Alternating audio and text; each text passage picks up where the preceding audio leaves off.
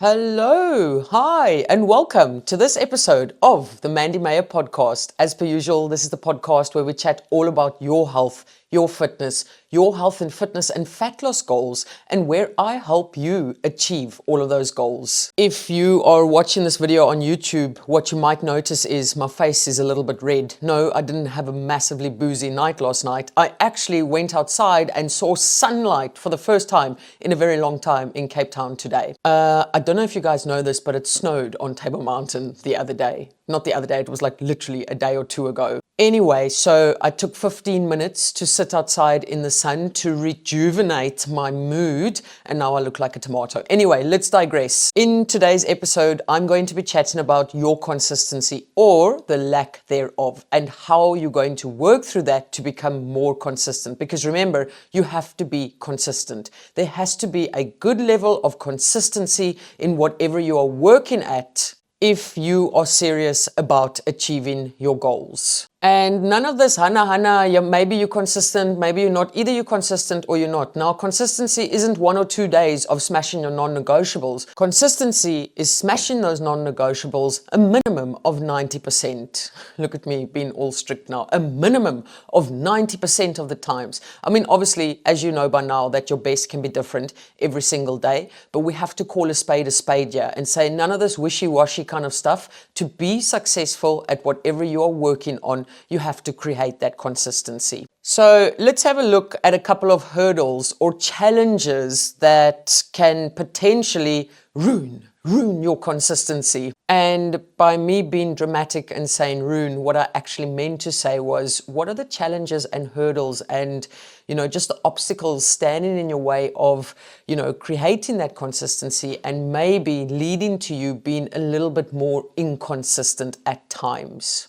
The first thing you would need to have a look at is your habits and your routines. You have to ask yourself this question: are your current habits and routines setting you up for successful consistency, or are your habits and routines currently standing in the way of you creating consistency within your health and fat loss expedition? If you answered yes to the latter, so your current habits and routines are standing in the way of you creating consistency, then I hate to break it to you, but it's time to potentially work on incorporating some new habits that align with your goal of being consistent and some new routines that align with your goal of being consistent. The next thing that we have to discuss when it comes to the lack of your consistency is your motivation fluctuations. Your motivation could very well have more ups and downs than your local roller coaster, for example. So what that essentially means is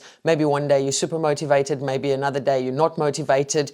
And what you might be doing is you might be relying on motivation to action things, but you actually need to rely on actioning things to start seeing progress. And once you start seeing progress or results or whatever it is, that's oftentimes where you start feeling more motivated. So again, don't get that the wrong way around. Like, you literally cannot be relying on motivation and showing up for yourself when you are motivated, because there's going to be days, a lot of days, if I'm very honest, where you're not overly motivated, and you still need to show up on those days. So whilst you're at it, go grab a pen, grab a piece of paper, and write down a plan of action for yourself as to how you intend on navigating the days when you are not motivated. The reason why I'm saying you should do that is then at least you have a plan of action that you can turn to when you wake up and you're like, I'm just not motivated to do this today. Then you know, there's that plan of action, let's get it done. Another thing that could be standing in the way of you creating the most amazing consistency out there could very well be some lifestyle factors, such as maybe you have a very busy schedule, or maybe you've got a very busy social life. Now, if we look at those two things, you have to be able to work into your plan your busy schedule as well as your social life, because you cannot just write off your non-negotiables because you've got a full day of X, Y, and Z, or because you've got a full weekend of social events. Those non-negotiables are still there. They're like literally knocking on the door, telling you, hello, come now, come, we need to get done. Now, this doesn't mean quit your job and quit your social life and stay indoors all day so that you can get your non-negotiables done. No, essentially what this means is acknowledge the fact that you're a very busy person. Acknowledge the fact that you've got quite a busy social life. Now, ask yourself, how can you get your non-negotiables done even when you are dealing with busy schedules? Can you potentially tweak your non-negotiables for the days that you are working longer hours? For the days that you know you have to take the kids to their different sporting events on the weekend? Tweak your plan. Make the plan work for you, but don't write the plan off totally, okay? Because even if you do tweak the plan and you do tweak your non-negotiables, guess what? You still have a plan. And even though you've got a super busy schedule, you are still ticking things off the plan. And that is you creating consistency. I'm tired now of people just writing off everything. Like, okay, why didn't you go for your walk today? Oh no, because, the South African rugby team, the Springboks, were playing New Zealand at 4:30 in the afternoon. But now you just wrote off the whole weekend because of one event. No, you can still get things done. Maybe not as much as what you would have done the previous weekend, but you can still tick boxes. And when you're ticking boxes, that's you creating consistency. Sure, honestly, I think that sunlight made me a little bit feisty. It gave me a proper boost of mood right now. Maybe not the best of moods, but more like a feisty mood. Anyway, another thing is that all or nothing mindset that often stands in the way of you creating consistency. And it's exactly the same as I just explained, where there's one social event on the weekend and you're like, well, if I can't control that social event, what's the point of controlling the rest of the weekend anyway, or the entire weekend? And that's that all or nothing mindset that is standing in the way of you creating consistency.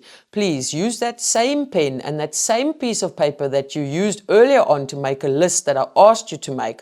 Make a new list now of what can you control over the weekends? What can you control on your busier work schedule days? Now, I know there's a number of you sitting there now saying, this seems like a lot of work. Hey? It's like, no, it's a lot of work. It's hard work. I can tell you that now, having lost 40 kilograms by changing my entire lifestyle. I know, I'm not trying to deny that. I know it's hard work. It's tedious. And that's some of the things to start accepting, right? It's not going to be easy. There are going to be tough days. It's going to be difficult. There are going to be hurdles. There are going to be speed bumps, but you literally cannot give up every single time there is a hurdle or a speed bump, because that fucks up your consistency as well. So, along with everything that I mentioned in this episode so far, here's some more things that you're going to do to stay on top of your consistency, and some things that you can start doing to become the pro at consistency on your neighborhood WhatsApp group. Number one, set realistic goals for yourself. Okay, so if you know you're busy on one day, don't now go and set your steps for 100,000 steps for that day, because realistically, you know you're not going to reach it.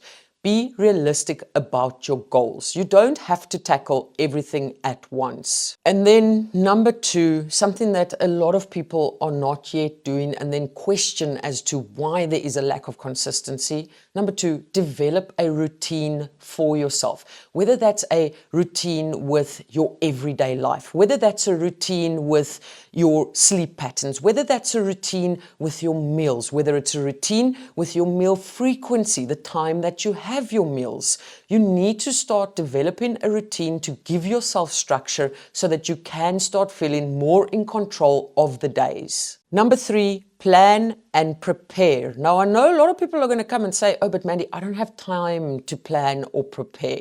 Now, my counter answer to that is going to be make time. Right now, I know that is so difficult, because as someone who has been working from 4 a.m. this morning, and the time of recording right now is 2:30 on a Friday afternoon, the last thing that I honestly wanted to do was to record an episode of the podcast. Because why? Because I've still got a load of work to do for the rest of the day, and I'm super tired. But you know what I did? I made time during my busy schedule to sit down and record this episode of the podcast. Now, again, I know, and this is where I can be very, very empathetic, it is very difficult to make time. I know that. And not everyone's time is the same. Everyone's days are very differently structured, and I know that everyone is super, super busy. So I know that time is a luxury, but wherever you can, try and make 1 or 2 minutes, 3 minutes to get those extra steps in. But when it comes to your planning and your prepping,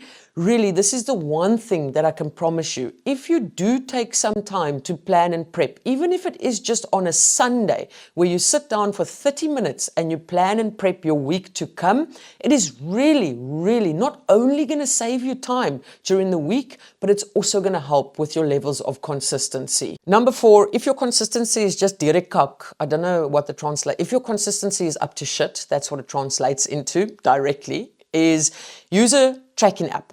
Find a tracking app online, find a tracking app on your Play Store, your App Store, whatever it is. Create a tracking app for yourself in Excel and start tracking your habits. And do your best to hold yourself accountable every single day to enter the data into that habit tracking app or into that habit tracking sheet. I can tell you now, when you start collecting the data and you start seeing your averages and you start seeing how everything just starts adding up, that, my dear friend, is going to boost those levels of motivation that we spoke about earlier on. Number 5, and the last one, is to try and stay flexible as well. Okay, and what I mean by that is, I think it goes back to the point that I made of tweak your plan, and break that all or nothing mindset. If you know that one day you're going to be super busy, remain flexible and say, okay, that day I can drop, or you can drop your step targets to a lower amount so that you can still achieve them. Or if you know that you are going out to watch the rugby on Saturday, be flexible with your calories and give yourself some wiggle room, right? Because by doing that, you are still remaining in control instead of throwing it all away. Oh, and then the last tip, I can't believe I totally forgot this one, because this is my motto in life. Proceed as per normal. If you don't get step targets, or if you overconsume calories on one day, or if you have a meal that you feel was not meant to be part of the plan, don't throw away 1, 2, 3, or 4 days because you're camping out at what you didn't do. Proceed as per normal, either the very next meal or the very next day. That truly is going to be your superpower when it comes to creating super high levels of consistency. On that note, I'm going to love and leave you like I usually do. Keep smiling, keep laughing, and keep being kind to one another. Much love, your friend who really thinks maybe she got a bit too much sunlight, Mandy.